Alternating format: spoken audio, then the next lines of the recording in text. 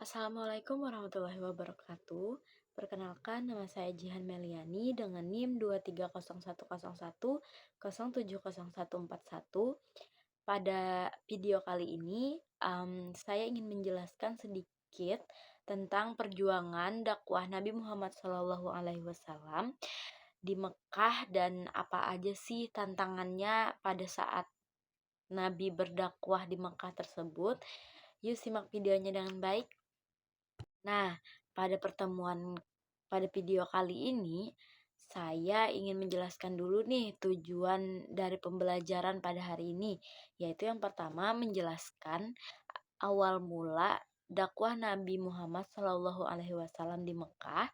Yang kedua, mengidentifikasi bentuk tantangan dakwah Nabi. Yang ketiga, meneladani kesabaran Nabi dalam berdakwah.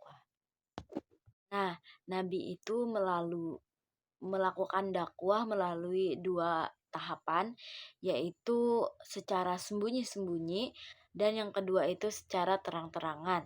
Nah, pada dakwah secara sembunyi-sembunyi ini, dakwahnya itu dilakukan selama 3 tahun kepada orang-orang terdekat seperti Khadijah, Ali bin Abi Thalib, Abu Bakar Asy-Siddiq, Zaid bin Harith. Nah, di situ Nabi itu melakukan dakwah dengan sembunyi-sembunyi. Sebelum Nabi itu memberanikan melakukan dakwah secara terang-terangan. Nah, latar belakang Nabi itu melakukan dakwah secara sembunyi-sembunyi itu yaitu setelah menerima wahyu pertama di Gua Hira melalui malaikat Jibril, Nabi Muhammad Shallallahu Alaihi Wasallam itu diangkat menjadi Rasulullah terakhir. Terus setelah itu, karena kondisi masyarakat Arab pada saat itu masih kuat dalam menyembah berhala atau pada zaman jahiliyah gitu. Terus Nabi memilih untuk menyampaikan dakwahnya secara sembunyi-sembunyi terlebih dahulu agar tidak menimbulkan kekacauan dan permusuhan secara langsung. Selanjutnya itu pada masa dakwah Syriah itu dalam periode dakwah sembunyi-sembunyi ini berlangsung selama kurang lebih sekitaran 3 tahun. Dalam masa ini Nabi itu hanya berdakwah kepada orang-orang yang beliau percayai seperti yang saya sebutkan tadi. Beliau percaya dan dekat secara pribadi, tujuannya untuk membentuk pondasi awal umat Islam yang kuat dari sisi keimanan dan kesetiaan. Selanjutnya itu orang-orang pertama yang memasuki Islam itu seperti yang salah satunya Khadijah binti Khuwailid atau istri Nabi sendiri. Yang kedua itu Ali bin Abi Thalib, keponakan Nabi saat itu masih remaja. Yang ketiga itu ada Abu Bakar Asy-Siddiq, sahabat dekat dan saudagar terkenal. Yang terakhir itu ada Zaid bin Haritsah atau anak angkat Nabi. Nah, Abu Bakar juga berperan penting dalam menyebarkan dakwah ke sahabat-sahabat lainnya seperti Utsman bin Affan, Abdurrahman bin Auf, Sa'ad bin Abi Waqqas, dan juga Zubair bin Awam.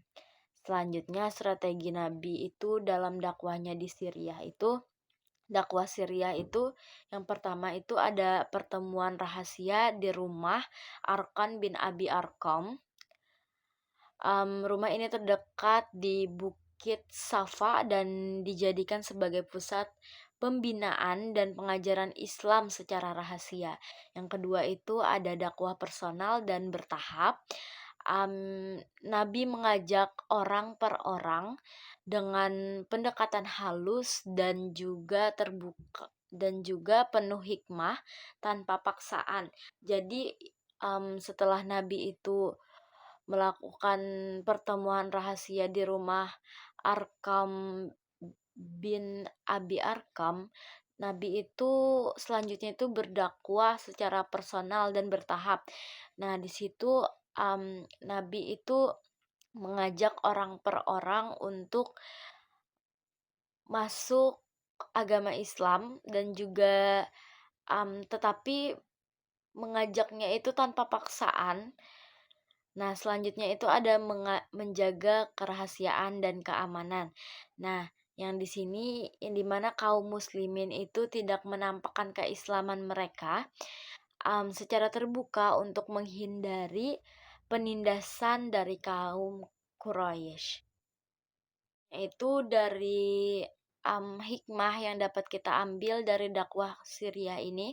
Yang pertama itu membentuk komunitas muslim yang solid dan siap menghadapi tekanan. Yang kedua itu, menghindari konflik terbuka yang bisa membahayakan keselamatan umat Islam pada awal masa itu. Yang ketiga itu melatih kesabaran, keteguhan, dan kesetiaan kepada ajaran Islam. Nah, mungkin itu penjelasan singkat dari, dakwah Nabi secara sembunyi-sembunyi.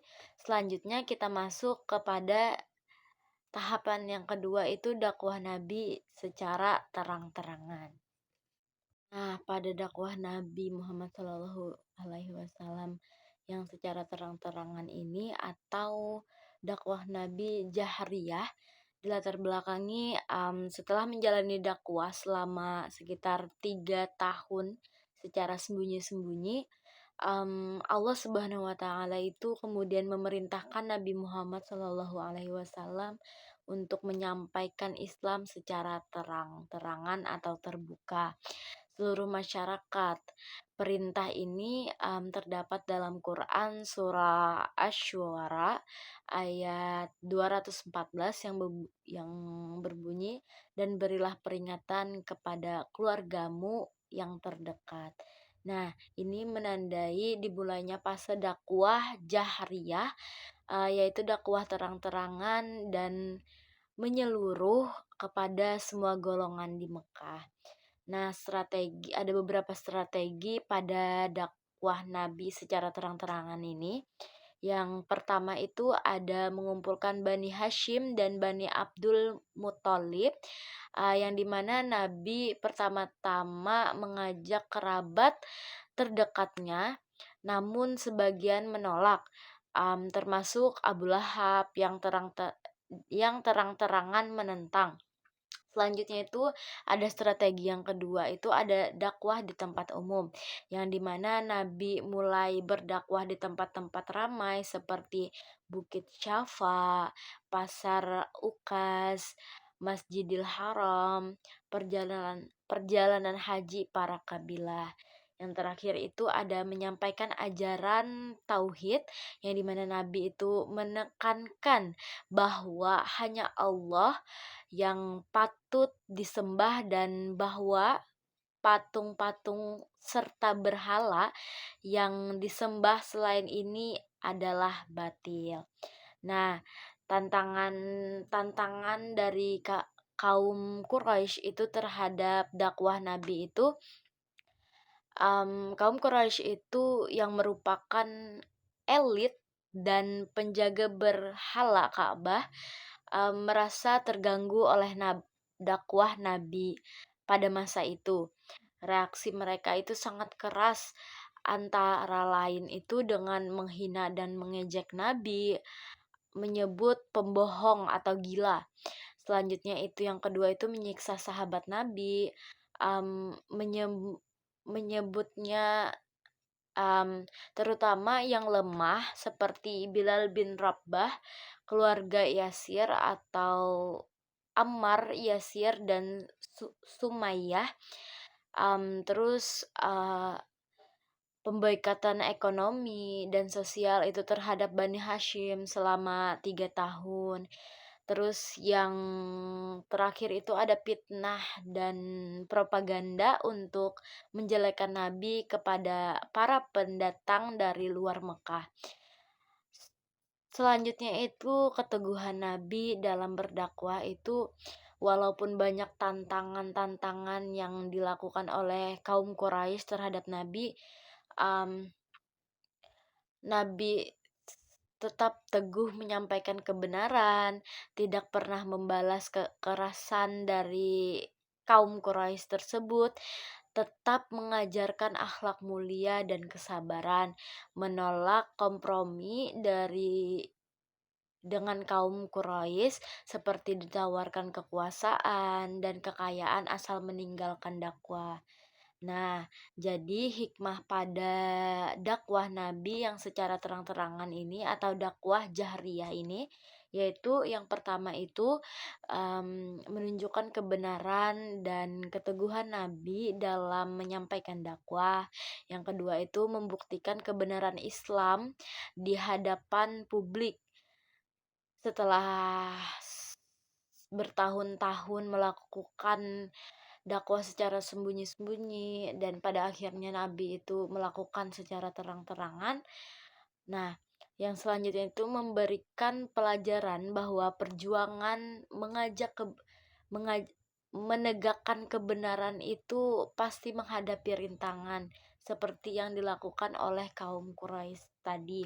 Nah, selanjutnya itu yang terakhir itu membangun mental dan spiritual umat Islam agar siap menghadapi ujian.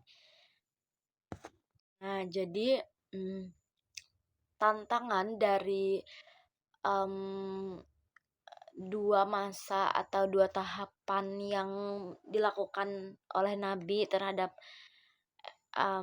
untuk menyebarkan agama Islam itu, yang pertama itu penghinaan dan ejekan, yang kedua itu penyiksaan fisik kepada sahabat, yang ketiga pemboikotan sosial dan ekonomi, dan yang terakhir itu tahun kesedihan atau Amul Huzni. Nah, jadi sikap Nabi yang dapat kita teladani itu dari dakwah-dakwah beliau secara tersembunyi, secara terang-terangan itu kita dapat meneladani bahwa seorang nabi ini sikap beliau itu pasti sabar dan tabah, berakhlak mulia, tidak membalas kekerasan dengan kekerasan, dan juga tetap konsisten dalam berdakwah. Nah, nilai-nilai teladannya tadi kesabaran menghadapi cobaan, keberanian menyampaikan kebenaran, akhlak yang mulia, dan yang terakhir itu keteguhan dalam perjuangan. Mungkin sekian yang dapat saya sampaikan.